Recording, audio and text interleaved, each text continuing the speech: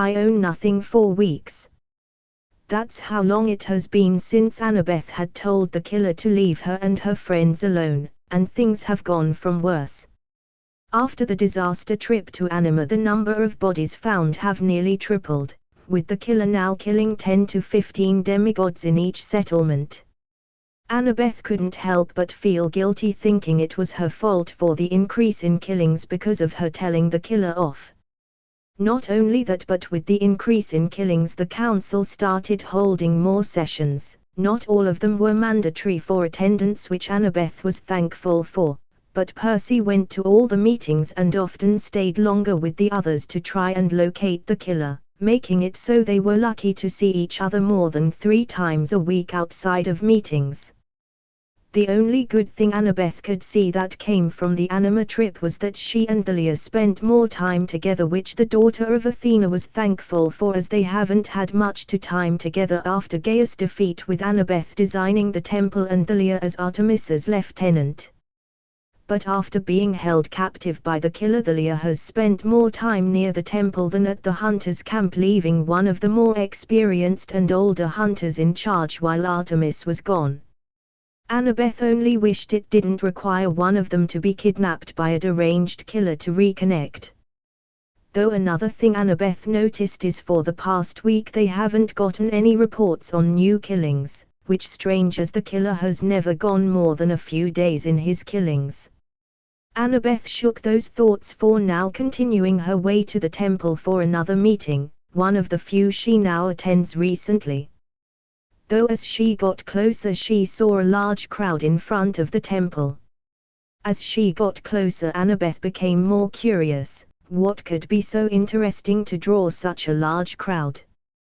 Moving her way through the crowd, Annabeth soon made her way to the front, and when she saw what everyone was staring, she gasped, covering her mouth in shock.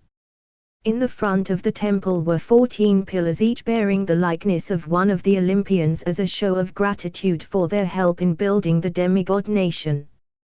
But now each of the statues, each twice the size of the Athena Parthenos at 80 feet tall, had been desecrated. Each one covered in red paint in ways that would like blood leaking from their eyes, noses, ears, throats, and chests. Insulting phrases painted on them, mostly in those who have several demigods. The one that stood out the most was a single word painted across Athena's head. While on each statue was a letter spelling out a phrase. Guess who's back? No, Annabeth thought, frozen in terror. He can't be here. He's never gone anywhere near the temple. He can't be here. Up there. Someone shouted, pointing to the roof of the temple. Looking, Annabeth's eyes widen in horror, seeing 14 demigods standing on the edge.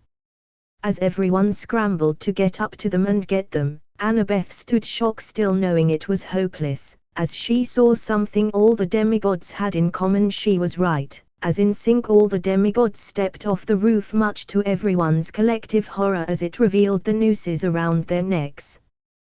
When the rope ran out, the demigods all heard the collective snaps that sounded as the bodies fell swinging limply between the statues. He's here, thought Annabeth, numbly ignoring the panicking demigods around her. Later 14 dead demigods. Right here in the very heart of Mistral.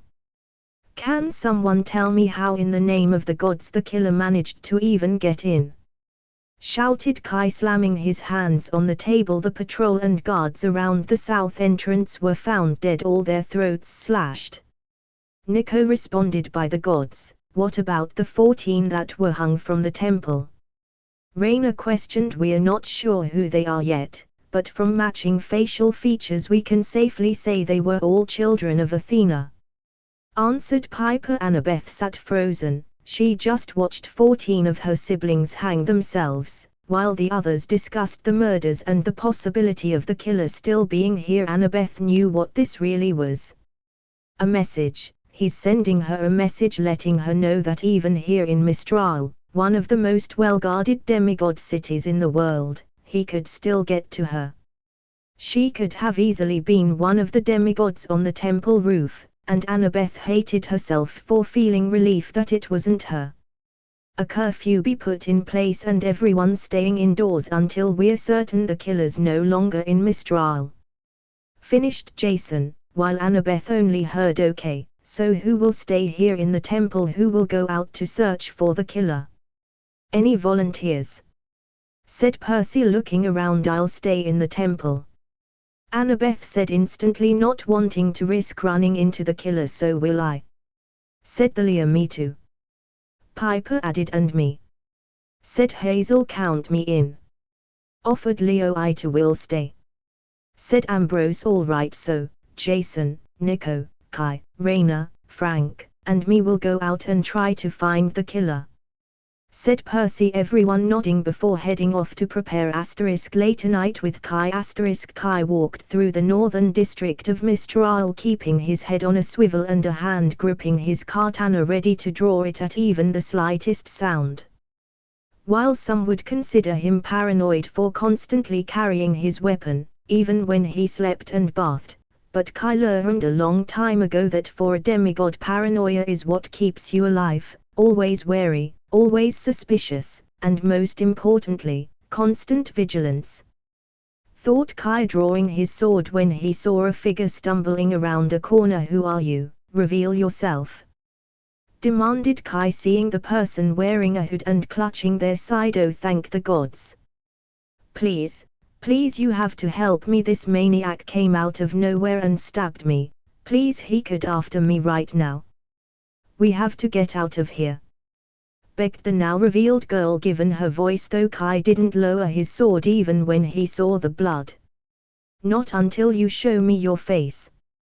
Kai demanded. Are you kidding me? There's a killer after me and you won't help unless you see my face. The girl sobbed in pain. I said show me your face, or I will assume you are helping the killer and respond in kind. Said Kai, taking a stance. The girl continued sobbing in pain, before the sobs turned into laughter. If you insist. Said the girl, all traces of pain or fear vanishing, being replaced by a seductive tone with a slight hiss. Before Kai could think, the woman raised her head and Kai made the mistake of looking into her eyes. Then he knew no more. With Frank. Frank walked slowly through the East District, his bow at the ready. While he wouldn't admit it, though if only to himself, he was terrified for himself, his friends, and most of all Hazel. And why wouldn't he when there was a lunatic killer on the loose? And now he's here in Mistral, having already killed over a dozen demigods in less than a day. Anyone would be afraid after that. But he wouldn't let show. Frank would fight this killer if he had to, if it meant protecting his friends and the girl he loved. Suddenly Frank heard a sound, a low pitter-patter around a corner, like tiny feet running on the ground. What? No one should be out this late, especially with the curfew in place. Frank thought, narrowing his eyes in suspicion. Raising his bow, he took a few deep breaths, pressing himself against the wall, before quickly rounding the corner, arrow at the ready, and saw nothing. There was nothing there. Sighing in frustration and relief, Frank prepared to continue his patrol when he noticed something on the ground. Kneeling down, Frank frowned, picking the object and held it up to his eyes. Is this webbing?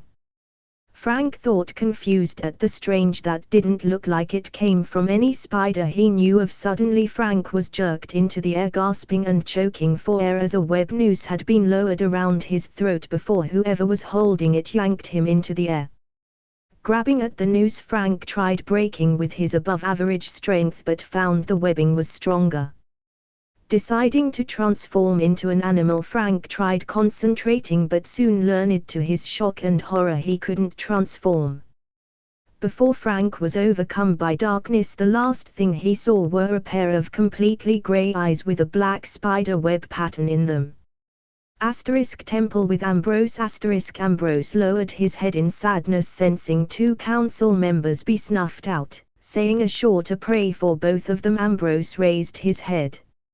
So, after all this time I'm done in, not by a monster or defending my comrades, but by a demigod killer. said Ambrose, looking out his window that overlooked the temple's entrance and the still desecrated Olympian statues, while behind him stood the killer towering over the short elderly man, knife in hand. But before you do the deed, could you humor an old man and tell me, why cause such deaths and torment to innocent people who have done you no wrong? Questioned Ambrose. The killer tilted his head, contemplating whether just to kill the old man, before deciding to humor him before he dies.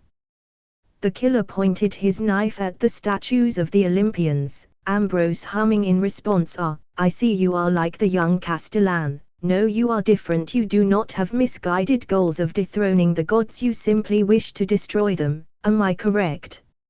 Let me guess, from what little I know of you, you are cunning, intelligent, being able to create plans for any situation, know how to stay hidden and cover your tracks, create false trails to follow to lead your prey into a trap, and you have been planning this for years. You are a child of Athena, are you not? Ambrose deduced in response. The killer angrily jerked Ambrose's head back, putting their knife to his throat, while the elder chuckled. I take it from your reaction I'm correct, and you hate your mother, and here I thought it was Had's children that held grudges. Very well, then do it, I accept my death. But know this, child, you will fail in your endeavor, or someone will rise to stop you, said Ambrose, looking into the killer's masked eyes. The killer said nothing before dragging his knife across Ambrose's throat, slowly savoring as he saw the light leave his eyes before dropping the now dead demigod. No one can stop what's coming, the killer thought, pulling out his phone, setting in motion the next phase of his plan. Time to show little Annie why it's unwise to anger him. With Annabeth, Thalia, and Piper. Annabeth, Thalia, and Piper sat in the lobby of the temple waiting for any news from the other council members. Leo had gone to his workshop in an effort to distract himself, and Hazel went for a walk around the temple. How do you think he got in? Asked Piper. Easy, he walked in like he owns the place. Thalia said with a slight scowl. It was like the killer was mocking them, that no matter what defenses they have set up, what contingency plans are in place, they can't stop him. He was able to desecrate the Olympian statues and kidnap 14 demigods and make them kill themselves for Tartarus's sake.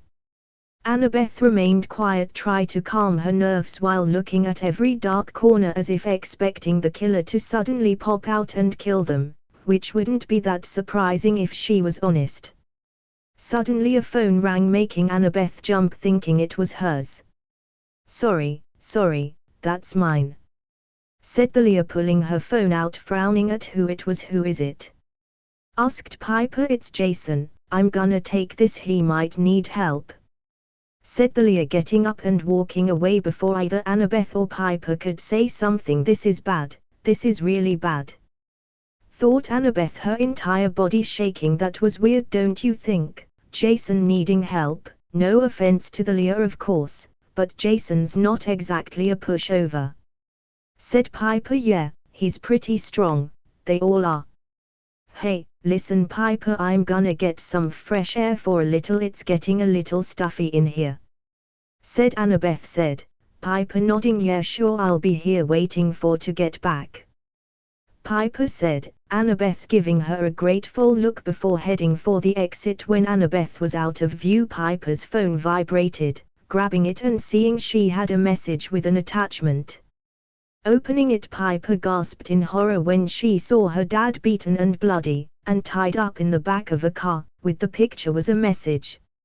If you want your old man in one piece, come out back alone and don't about bringing a weapon or telling anyone. That is unless you want dear old dad to become quite intimate with a blade. With Annabeth. Annabeth paced back and forth in front of the temple, breathing deeply.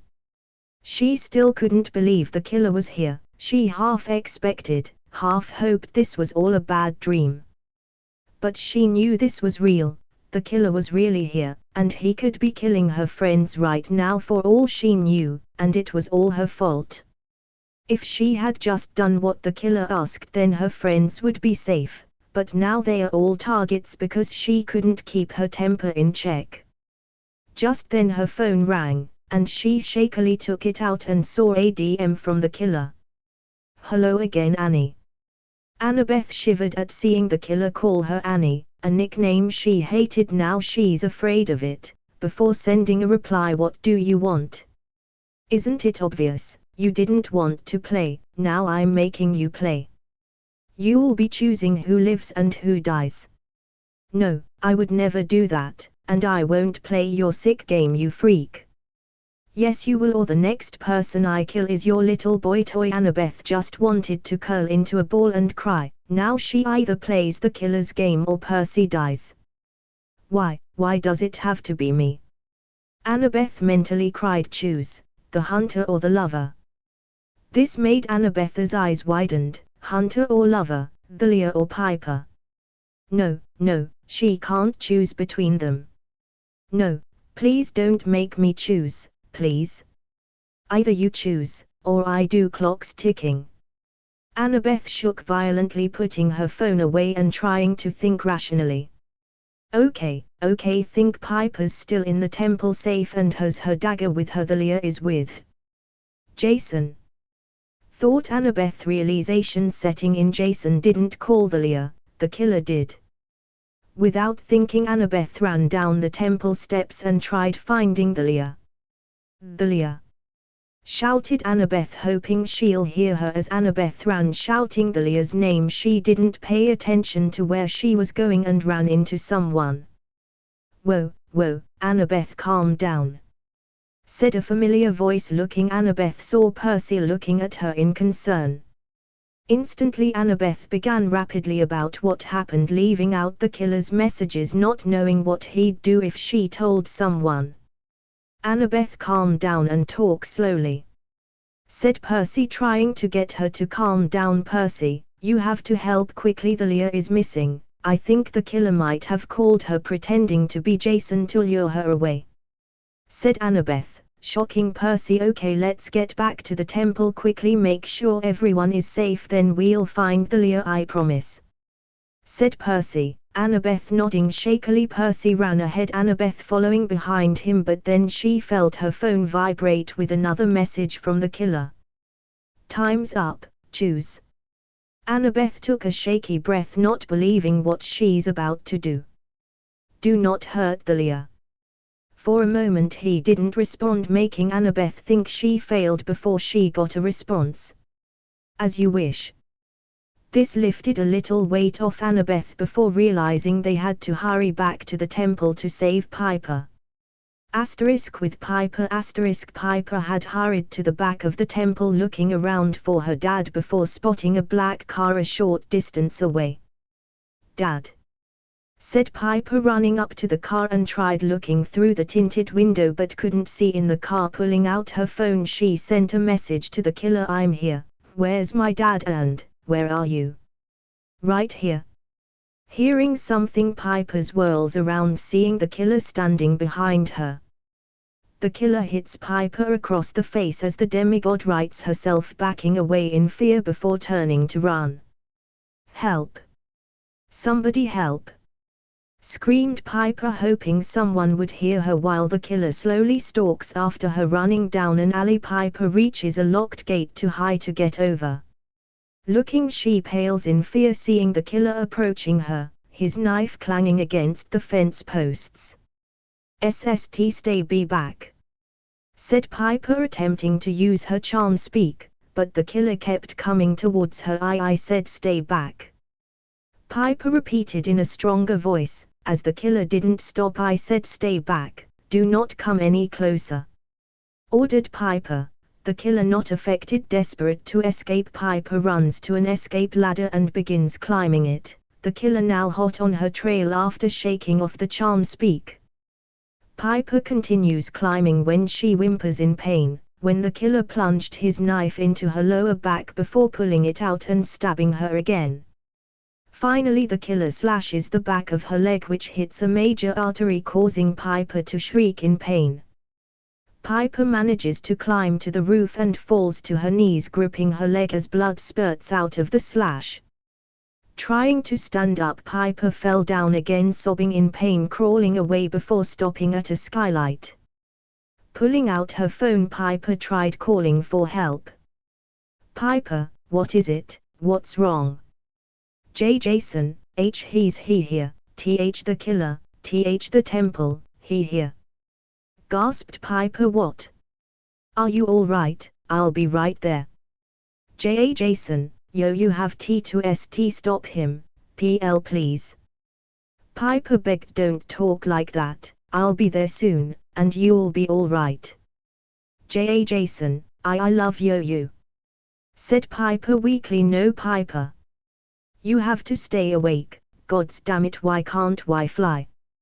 Jason. Piper whispered, dropping her phone. Piper. With Annabeth. Annabeth and Percy burst into the temple, looking around for anyone. I'll find the others, stay here, said Percy, running off. Pulling out her phone, Annabeth dialed Piper. Pick up, please pick up. Annabeth mentally begged before hearing something. Looking around, Annabeth recognized it as Piper's ringtone, trying to find the source before feeling something drip on her face. Raising a hand, Annabeth felt something warm and sticky on her face. Looking, she was horrified, finding it was blood.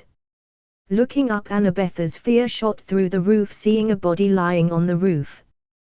Piper! Shouted Annabeth, running out and getting up to the roof. When she got up to the roof, Annabeth covered her mouth, choking on a sob when she saw a trail of blood leading to Piper's motionless body. No, begged Annabeth, slowly approaching the body. Seeing Piper's lifeless eyes. I'm sorry, I'm so sorry, I didn't mean to choose, I didn't mean to. Annabeth cried, falling to her knees, though she then heard something hit the roof. Looking, she saw it was packaged with a note. Thought you might like something to remember me by. Looking in the box, Annabeth felt a new wave of tears hit when she saw it was the knife and mask the killer tricked her into using. Time skip 5 days. Annabeth laid curled up on her bed, a blank look on her tear-stained face. 5 days have passed since Piper, Ambrose, Kai's, and Frank's death. They had found Ambrose with his throat slit, Kai turned to stone, and Frank hung with spider web, his fire stick shoved through his chest. In a single night, 4 council members and 4 of the strongest demigods alive were dead. And not only did they have killer on the loose, they were working with Medusa and Arachne. If Kai turned to stone and Frank hung in spider webs was anything to go by. Everyone was hurt by their deaths, Hazel and Jason taking it the hardest, with it being their boyfriend and girlfriend, respectively, who were killed, with Nico and Thalia being there for their siblings. But Annabeth felt the worst, knowing it was her fault they were dead. Though logically she knew there was nothing she could have done to save them, she did know she was responsible for Piper's death. She had choice, and now she had to live with the consequences. Sitting on the bedside table was the mask and knife the killer had left her. Annabeth didn't worry about anyone seeing them, as she had locked herself in her room, not letting anyone in, wanting to be alone. Annabeth glanced at the mask, seeing its empty, misshapen black eyes staring at her, mocking her. "This is your fault," muttered Annabeth, glaring at the mask. As Annabeth tried destroying the mask with her glare, she couldn't help but notice something written on the leather straps. Grabbing the mask, Annabeth looked at the strap, seeing strange black symbols on it. Running her thumb across them, Annabeth wondered if they were magical in origin. Though her thoughts were cut short when she hissed at feeling a cut on her finger, drawing blood. The blood dripped on the markings, causing them to glow before releasing a puff of smoke. Coughing, Annabeth waved the smoke away, seeing that a book was now sitting on her lap. But not just any book, a demigod book that had pictures of every demigod from Camp Half-Blood and Camp Jupiter, like a yearbook. What, were those some kind of seal?